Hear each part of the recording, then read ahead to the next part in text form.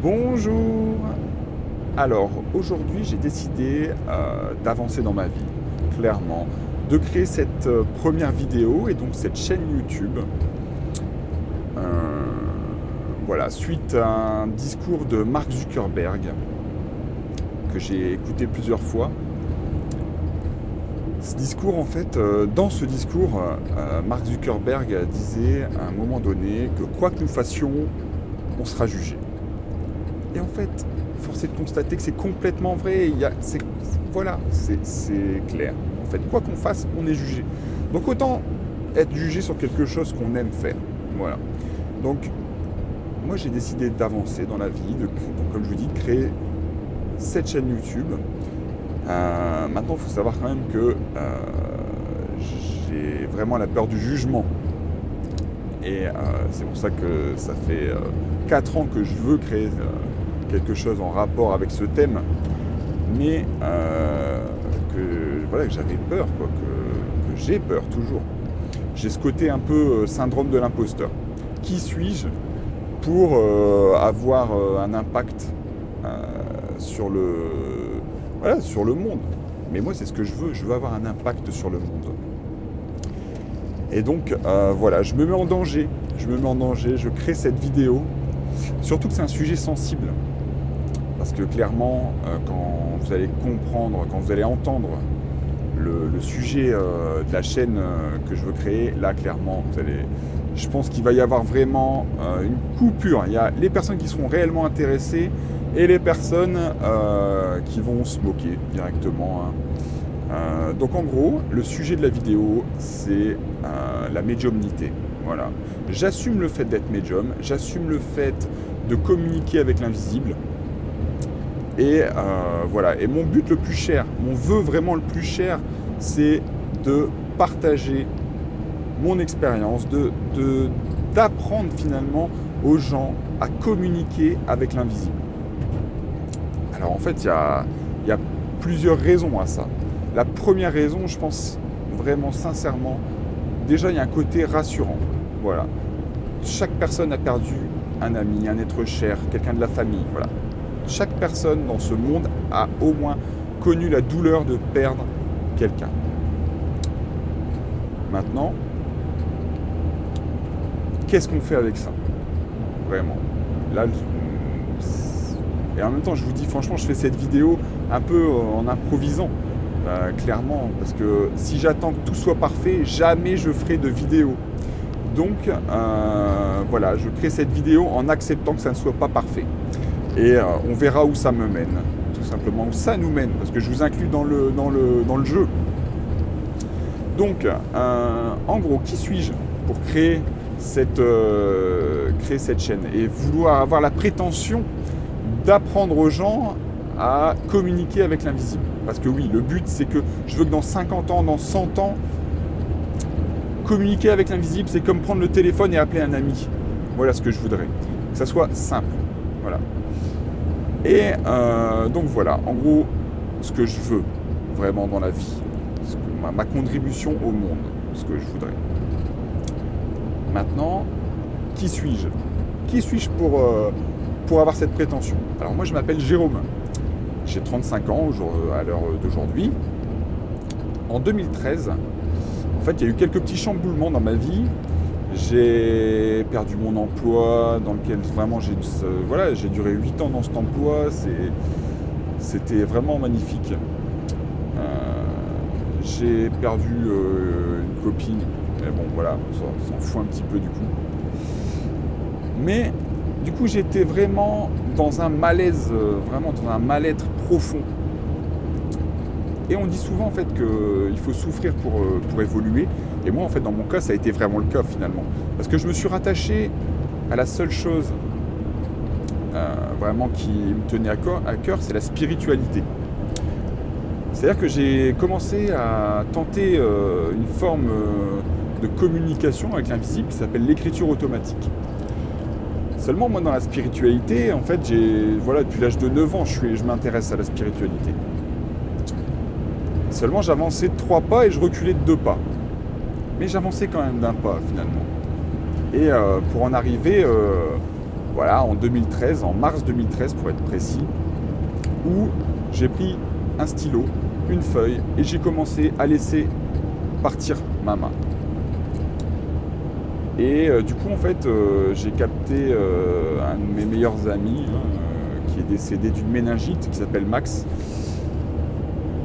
Et j'ai appris qu'en fait, c'était un de mes guides. Bref, vous voyez, ça, je continue à écrire pendant quelques jours. Et à un moment donné, je suis un peu borderline, dans le sens où je me dis, mais je suis complètement fou. Je suis complètement fou de croire à tout ça. C'est pas possible. Et là, je me rappellerai toujours, à l'époque, je fumais. Je fume une cigarette devant chez mes parents, en fait. Et je demande un signe. Je demande, en fait, une plume. Voilà, pour moi, la plume, en fait, est un symbole angélique.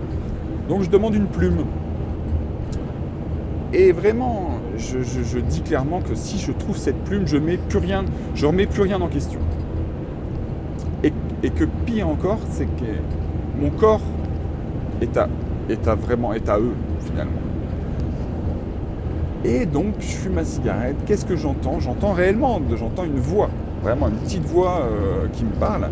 J'entends, donc, va sur le trottoir. Donc, je traverse l'allée. Donc, il faut savoir que je suis tout seul à la base. Hein. Donc, je traverse l'allée, j'arrive sur le trottoir, et là, je fais le malin, je fais, et maintenant ? Alors, qu'est-ce que je fais ?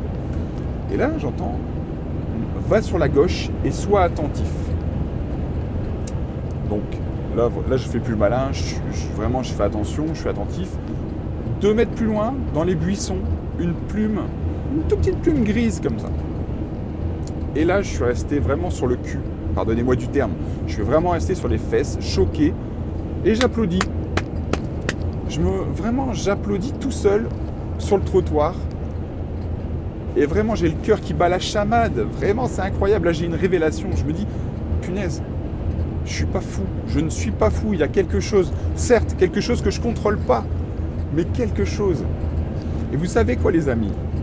Pour vraiment appuyer ce qui m'arrivait, donc la cigarette était terminée, je rentre chez mes parents, je pose mon manteau sur le porte-manteau, je vais dans la cuisine, et là, je vous promets, vous n'êtes pas obligé de me croire, maintenant moi je sais ce que j'ai vu, je sais ce que j'ai vécu, une plume blanche, immaculée, mais vraiment immaculée, tombe du plafond, comme ça. Et alors là, il pouvait plus y avoir de doute. Et au même moment, pour vous dire la vérité, au même moment, mon père était dans le salon en train de regarder le journal télévisé de 13h. Je m'en souviens vraiment très bien. Il y avait un reportage dans une classe américaine avec un homme déguisé en super-héros qui disait aux élèves « Je veux que vous soyez vous-même ! Je veux que vous soyez vous-même, je veux que tu sois toi-même » jusqu'à temps que ça fasse tilt dans ma tête en me disant « Mais merde, ce message, il est pour moi. Il est pour moi. » Et alors, je peux vous promettre, les amis, qu'à partir de ce moment, vraiment une formidable aventure vraiment a commencé. Parce que du coup, le soir même, je rentre chez moi, je prends le stylo et je me rends compte finalement que je discute, je communique avec un être vraiment supérieur. Là, c'est plus mes guides, c'est vraiment un être supérieur que moi j'appelle mon divin, que j'appelle Dieu, tout simplement. Et je demande, qu'est-ce que je peux faire pour m'en sortir ? Je lui demande. Et vous savez ce qu'il me dit ? Parce que Dieu a beaucoup d'humour. Il me dit, tu vas marcher le chemin de Compostelle. Et vous savez, depuis le collège, je veux le faire, je voulais le faire. Suite à un cours d'histoire, j'étais j'étais dans un collège catholique, et j'étais rentré, je me souviens, le soir même, j'étais rentré chez mes parents, et je leur ai dit, un jour je ferai le chemin de Compostelle. Et mes parents s'étaient moqués de moi en me disant, mais tu pourras pas le faire, ça se fait en plusieurs fois, pas en une fois. Je suis d'accord, mais bon, à l'époque, je sais plus, je crois que j'avais 11-12 ans. Et je leur disais, je les ai regardés droit dans les yeux en leur disant, un jour je ferai ce chemin. Mais bon, vous voyez, de 11-10 ans à 30 ans, du coup, 29 ans, clairement, il y a eu vraiment un grand trou, je l'ai complètement oublié ça. Et quand Dieu me dit, tu vas marcher le chemin de Compostelle, et je fais le malin encore parce que je suis tout seul chez moi, et je fais, ouais, d'accord, quand? Et donc en gros, il me dit demain. Là, je dis demain. On est le 24 mars, 2013, il est 23h. Demain, je dois partir demain, mais c'est impossible. Et là, il me répond, l'impossible est possible. Ouais, là, je trouve ça moyen, clairement, et je dis non, j'arriverai pas, c'est impossible. Préparer un voyage de 2000 km, c'est pas possible. Et au bout de peut-être une dizaine de négativités, finalement, il me dit, arrête, je connais plus tes limites que tu ne les connais toi-même. Et à partir de ce moment-là, les amis, je peux vous garantir que j'ai ressenti quelque chose en moi, vraiment. Là, j'ai été convaincu, vraiment. J'ai préparé mes affaires. J'ai pas dormi de la nuit. Si j'ai dormi, c'est peut-être 2-3 heures. J'ai préparé mes affaires, j'avais une force en moi réellement qui m'a poussé à faire ça. Au matin même, j'ai pris donc mon sac, je suis parti chez mes parents. Je leur ai annoncé que je partais faire le chemin de Compostelle. J'ai appelé la mère de mes enfants, j'ai expliqué que j'allais marcher le chemin de Compostelle. Tout le monde a compris. Je suis parti. J'ai terminé le chemin. Je l'ai fait en 2 étapes finalement. J'ai fait les 1000 premiers kilomètres. J'ai commencé à Namur. Je suis arrivé à Bordeaux en juin, donc j'ai fait les 1000 premiers bornes avec 7 tendinites. Donc là, j'étais obligé de m'arrêter. Vraiment obligé. Et là, encore une fois, regardez, ce qui est fou, c'est que quand j'ai pris la décision d'arrêter à cause de mes tendinites, là, c'est la mort dans l'âme réellement, parce que j'avais rencontré des personnes. C'était merveilleux les moments passés sur le chemin. C'était, si je dois vous vraiment résumer la première partie de chemin, c'est d'un monde matérialiste, je suis passé à un monde sans attache finalement. Et ce monde sans attache que je me suis créé durant ces mars, avril, mai, juin, donc fin mars à début juin, je me suis vraiment fabriqué mon monde à moi-même finalement. Un monde sans consommation. Et c'était vraiment magnifique en fait finalement. J'ai rencontré des merveilleuses personnes. Et voilà, tout simplement. Et du coup, quand j'ai pris la décision d'arrêter, ça a été vraiment douloureux, parce que j'allais perdre ces personnes. Mais quand j'ai pris cette décision, j'étais dans un gîte à Bazas, à côté de Bordeaux. Dans ce gîte, si vous voulez, c'est un gîte qui partageait son lieu avec une association d'art et Emmaüs.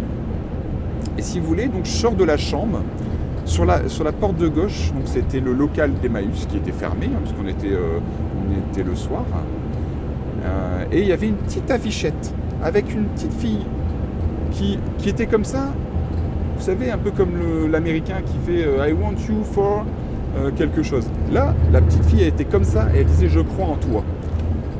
Et là, vous savez comment ça m'a fait du bien. Une synchronicité, clairement une synchronicité. Ça m'a fait du bien et j'ai lâché prise. J'ai dit bon bah c'est que c'est bon. Mais il ne faut pas oublier non plus que durant tout ce trajet, je continuais à écrire. Si vous voulez, j'ai tenu un journal de bord avec mes expériences vraiment physiques et des canalisations faites par écriture automatique. Donc du coup, ça c'est vraiment une autre synchronicité qui s'est passée. Donc du coup, j'ai arrêté durant 2 mois et demi. Durant ces 2 mois et demi, ça a été très difficile, vraiment. Parce que j'avais un but finalement, c'est de rejoindre le chemin de Compostelle, rejoindre Santiago de Compostelle à Saint-Jacques de Compostelle, la ville. Donc quand j'ai pu vraiment reprendre, je suis tout de suite reparti là où je me suis arrêté, à Bazas, et j'ai fini. Juste pour vous dire, sur la deuxième partie du chemin, j'ai rencontré la femme de ma vie.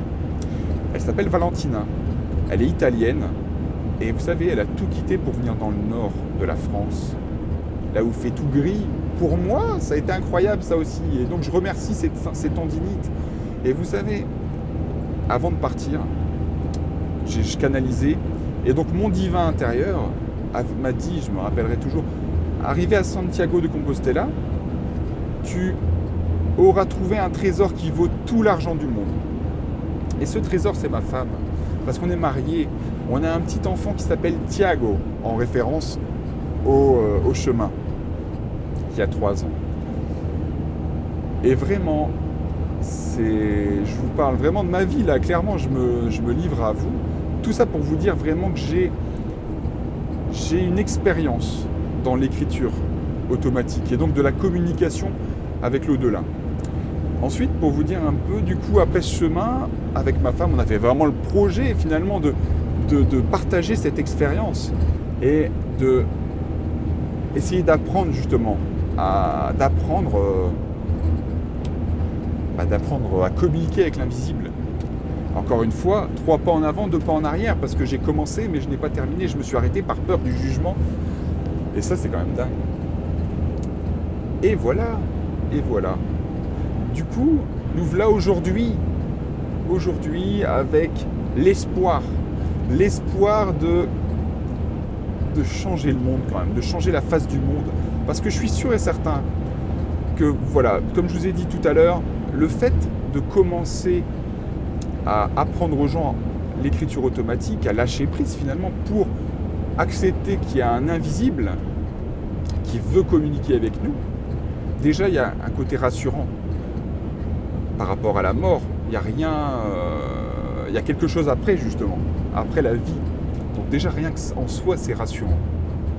Après, honnêtement, pour vous dire la vérité, je ne sais pas ce que ça va nous apporter. Forcément que ça va nous apporter quelque chose, mais j'en sais rien encore pour le moment, ce que ça va nous apporter en plus. Par contre, ce que je suis sûr, c'est que ça va changer la face du monde. Donc, à l'heure d'aujourd'hui, je peux vous dire clairement que je vais créer cette chaîne. Je vais voir où ça nous mène. Je sais que c'est pas parfait, que cette première vidéo, elle a pas de, voilà, elle a pas de jingle, là, elle a pas de film d'introduction. Ça va se créer, ça. Je vais créer tout ça. Du coup, je vais apprendre à manier un logiciel de coupage vidéo, là, de montage vidéo. Je vais apprendre, je vais professionnaliser tout ça clairement pour que ça soit propre et pour que les gens aient envie de me suivre. Donc là, à l'heure actuelle, on est le combien? Je vais vous dire ça tout de suite, je regarde vite fait ça. Alors, nous sommes le vendredi 19 octobre. À l'heure où je tourne la vidéo, il n'est même pas encore 9h. Donc, si vous voulez me suivre, s'il vous plaît, suivez-moi. Ne me jugez pas, clairement. Je vous demande de ne pas me juger. Parce que clairement, l'invisible, certes, on ne le voit pas, mais ça ne veut pas dire que ça n'existe pas. D'accord? C'est quelque chose, pour moi, qui est profondément ancré. C'est quelque chose qui existe, vraiment. Et on est accompagné. Que vous le vouliez ou non, on est accompagné. La seule chose que je peux vous dire de faire, par exemple, pour lâcher prise, pour vraiment voir, pour vous écouter. Donc déjà, c'est vous écouter. Ce que vous pouvez faire, c'est vous promener. Écoutez cette voix qui vous parle. Vous pouvez penser que c'est vos pensées. Effectivement, c'est vous-même qui pensez, qui posez des questions. Par contre, écoutez bien les réponses que vous allez avoir.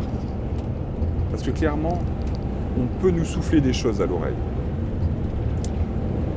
Voilà, donc le mot réel, le mot de la fin, si je puis dire, c'est pas parce que vous ne voyez pas, qu'on ne voit pas que ça n'existe pas.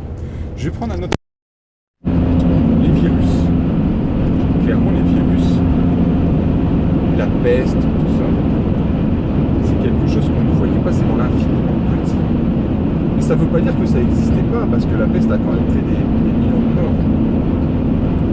Donc là, on ne parle pas de mort, on parle de choses plutôt gaies, justement. J'espère. J'ai la prétention d'apporter du bonheur aux gens, d'apporter vraiment un chemin différent à l'humanité, clairement.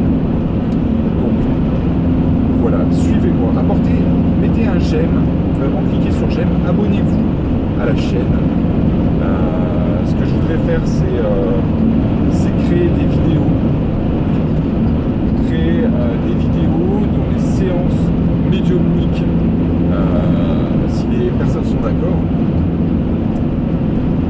qui seront filmées et qui vous montreront comment ça fonctionne.